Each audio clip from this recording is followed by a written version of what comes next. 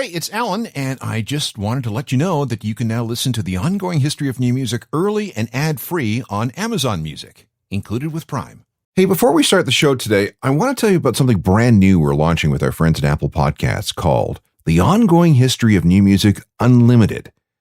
For $3.49 a month, $3.49, which is less than the price of your morning coffee, you can now get access to the full archive of our shows ad-free. Plus, you'll get brand new episodes 2 days early and special bonus episodes. It's Ongoing History Unlimited, and it's available right now, only on Apple Podcasts. Whether we want to admit it or not, each of us is the product of our parents. We are like mom and or dad, and that may manifest itself in different ways. Maybe one of them was a great cook, and that's led to a lifelong love of food. Maybe they introduced you to travel, and now you spend all your extra money on airfare. Or maybe one of them had some kind of craft that you gravitated towards. Carpentry, knitting, gardening, something like that. And chances are that if you have musical parents, you're going to end up musical too, at least to some extent. It's again that combination of nature and nurture. Now imagine that your mom or dad is a famous musician. Cool people are always dropping in. There are tours and time spent in the studio and parties and industry events. For anyone else, that would be mind-blowing, but for you, it's just how life is. And because that's how your life is, you just kind of fall into the lifestyle. You learn to play and write and perform. And because your parents have connections and relationships, you might have an inside line on establishing a career. Others without famous parents will cry foul, but that's just the way it is. You're a member of the Lucky Sperm Club. Some of these sons and daughters have actually done very well for themselves. Sean and Julian Lennon, son of John. 4 out of the 5 of Frank Zappa's kids have had musical careers. R&B singer Stella Santana is the daughter of Carlos. Nora Jones is the daughter of Ravi Shankar, the Beatles' favorite sitar player. And more recently, we have Wolfgang Van Halen, son of Eddie.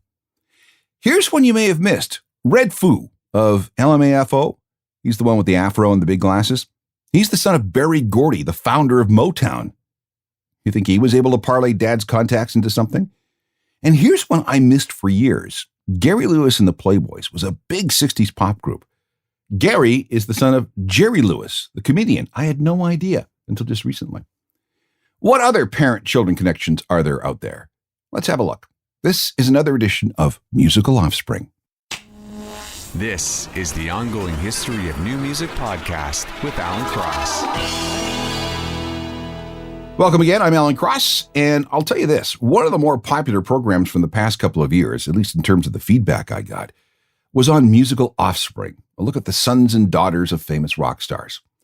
As soon as that program was released, I started getting email. People seemed to really like the topic. They also asked, what about so-and-so? And, oh, you forgot this person and that person. So since then, I've been keeping an eye out for these specific sorts of familial connections. And now I have enough for another show on the subject. So let's get right into it.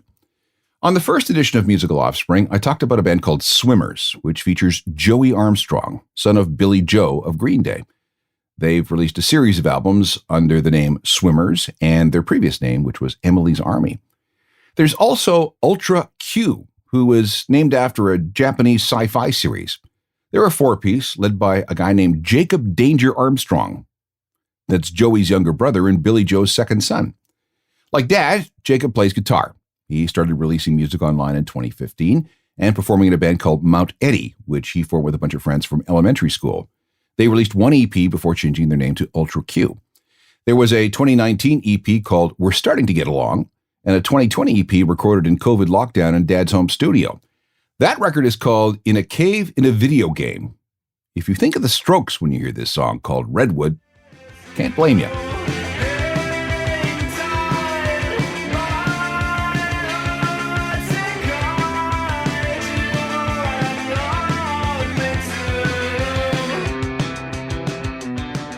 Ultra Q featuring Jacob Armstrong, son of Billy Joe Armstrong of Green Day.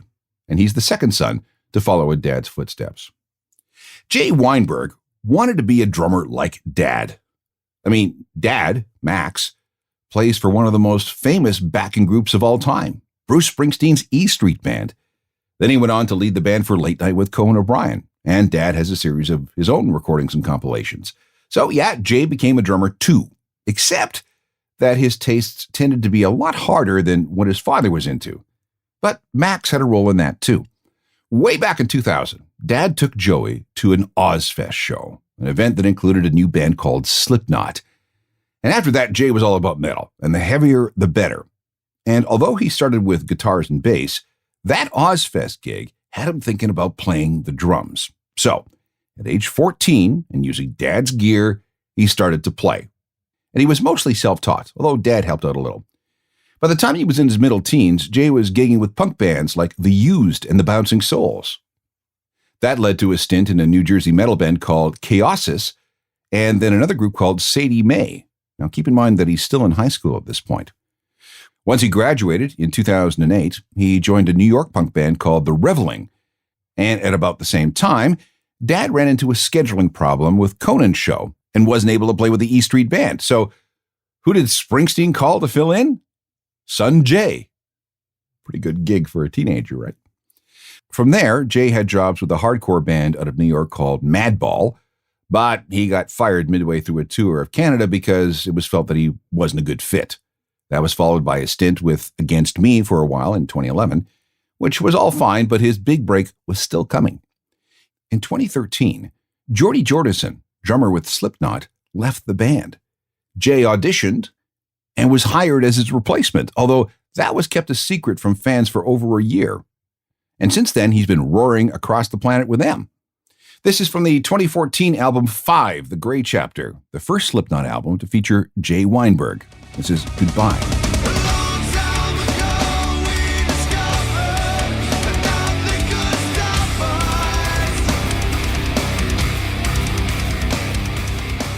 Slipknot featuring Jay Weinberg on drums. He's the son of Max Weinberg, Bruce Springsteen's longtime drummer in the E Street Band.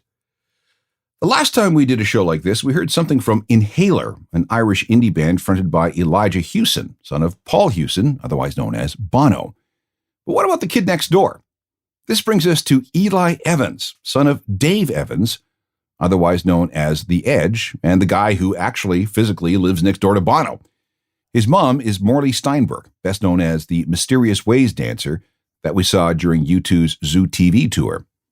Levi is The Edge's only son. He has an older sister named Sean and 3 stepsisters from The Edge's first marriage. For the longest time, Levi stayed away from the spotlight, although he learned guitar and piano from his dad. For a while, he was happy to post his stuff on Instagram. Then he began to release material under the name Muttley, which featured Levi's raps and rhymes. In 2021, though, he rebranded under his own name and with a change in style. This is a standalone single called Back in My Head Again. And before it pours over, it's like I don't know you. Drenching my coaster, the Saturday roster, just stuck in our petty ways, thinking of yesterday, like by a tempest look. That's Levi Evans, son of The Edge from U2. Now here's the son of another famous guitarist. His name is Joe Sumner, son of Gordon Sumner, better known as Sting. His mom is Frances Tumilty, an actress from Northern Ireland. She and Sting were once married, but they divorced in 1984. The thing that got him deep into music wasn't listening to Dad's records. It was hearing Nirvana's Nevermind for the first time. He'd already learned a little guitar and drums, but it was that record that inspired him to start writing songs. His band was a trio called Fiction Plane, who not only released 1 EP and 5 albums, but also opened some dates for the Police's reunion tour in 2007. Here's a sample of what they were like. Do you hear any Police influence in this?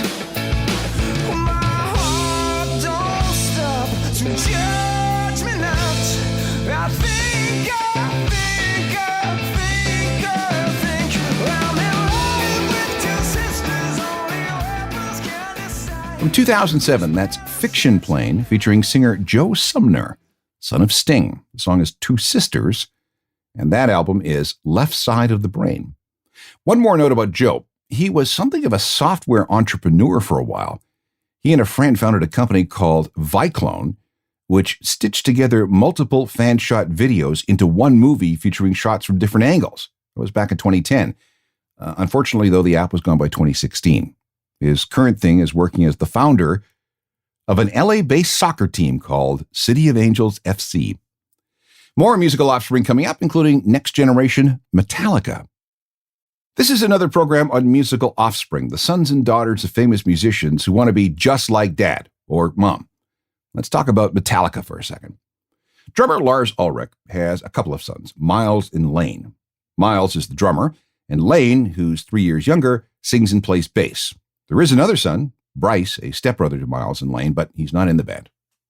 They call their band Taipei Houston. They first found some notoriety when Dad posted a clip of them doing a hard and heavy version of the Beatles' Eleanor Rigby. And here's a sample of a track called Respecter that sounds halfway between the White Stripes and Royal Blood.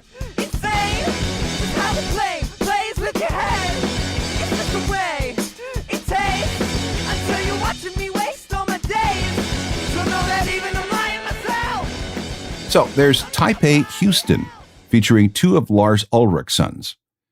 Then we have the story of Suspect 208. This band had some amazing raw DNA. First, we have Ty Trujillo, son of Robert Trujillo, Metallica's bass player. Then there was London Hudson on drums. Dad is Saul Hudson, but we know him as Slash. And finally, Noah Weiland, son of Scott, on vocals. There was a fourth member, Nico Sangaris, but I don't think he had a famous father. There was a single from these guys called Long Awaited. Let's have a listen to that. Very STP, this. Skin me so sexy. But say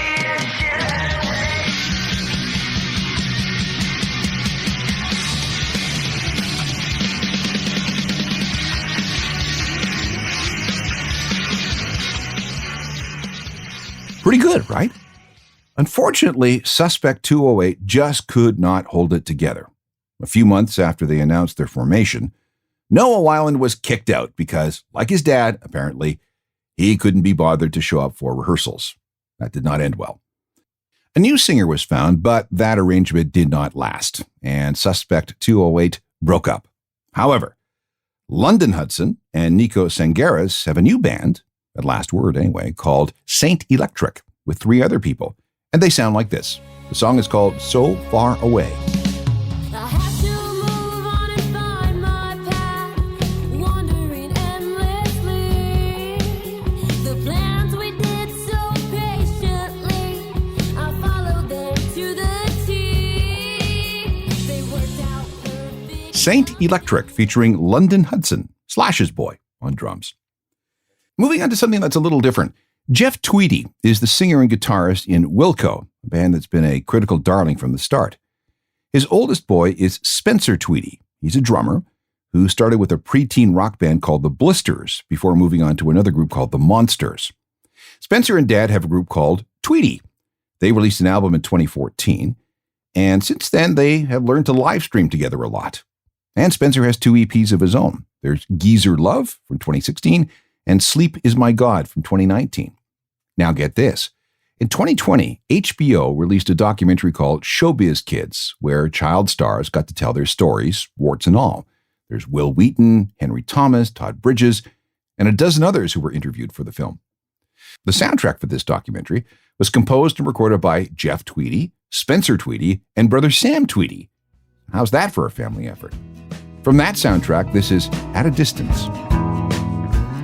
on the horizon, underneath my shoe, still I'm bewildered by the world I'm walking through. Something's missing. Wilco's Jeff Tweedy and his 2 sons, Spencer and Sam, together from the soundtrack of the HBO documentary Showbiz Kids. All right, a big segue here. One of the people interviewed for that doc was Jada Pinkett Smith.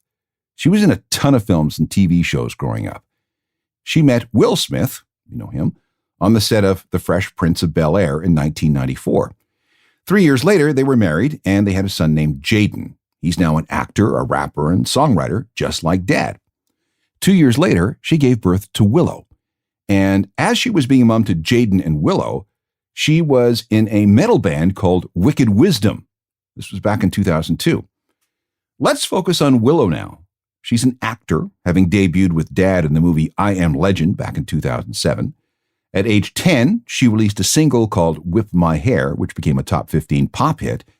And that led to a deal with Jay-Z's Rock Nation label and a debut album. There were more singles and 2 more albums. For her 4th album in 2021, she switched things up a bit into a more pop-punk vein with help from Travis Barker of Blink-182. This is what that collaboration sounded like. The track is called Transparent.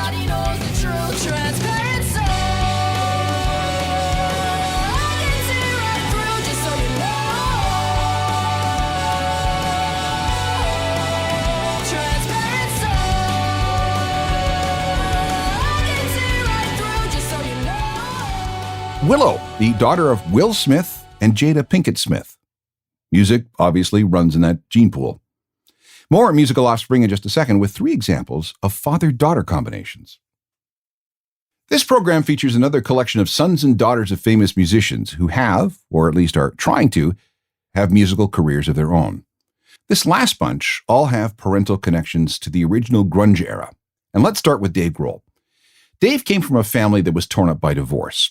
He's also been divorced himself, so he knows how hard that can be on kids. This is why he's so devoted to his children. There was one occasion when the Foo Fighters were on tour in Australia when he learned that he had to be back in Los Angeles for a school event featuring a father-daughter dance. Dad flew all the way back from Perth in time to take his daughter to the dance. That's 15 hours.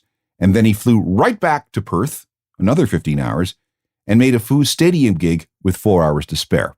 Oh, and he had terrible food poisoning on the way back, but he says that it was all worth it. He had to be a good dad. Dave has brought his oldest of 3 daughters, Violet, on stage with him to sing on a number of occasions. And there are a few recordings, too.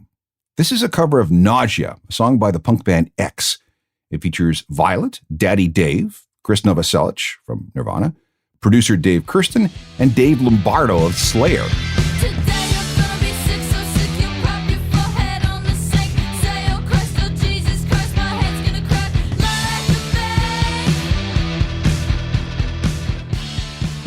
Violet Grohl and Father Dave, with help from some friends. That's Nausea, a track that appeared on the soundtrack of Dave's documentary on touring called What Drives Us. Since we're in Nirvana territory, we should mention Frances Bean Cobain, daughter of Kurt and Courtney. She's released snippets of music online over the years, and some of those bits have showed great potential, but she hasn't officially released anything, at least so far. Here's one of those snippets from 2019.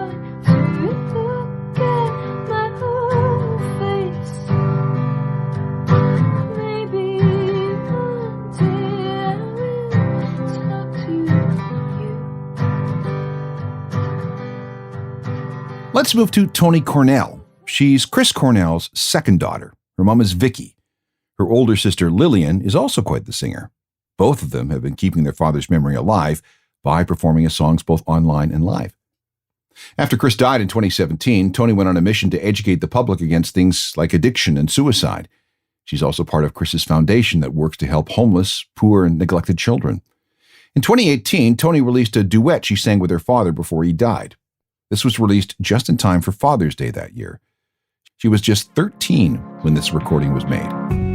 It's been so lonely without you here. I'm like a bird without a song,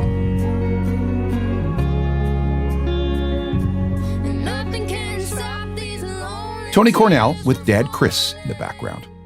One more. In 2000, Eddie Vedder married for the second time. In 2004, Jill Vedder gave birth to Olivia.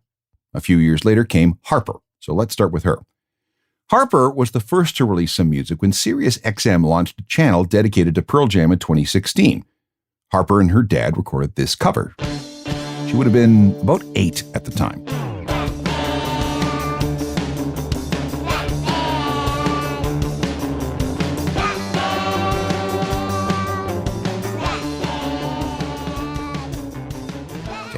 That's cute.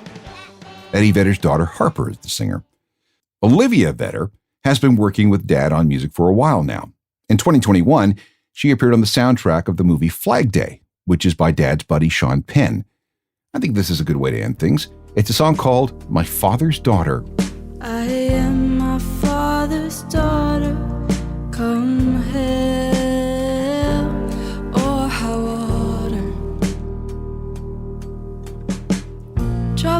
find you.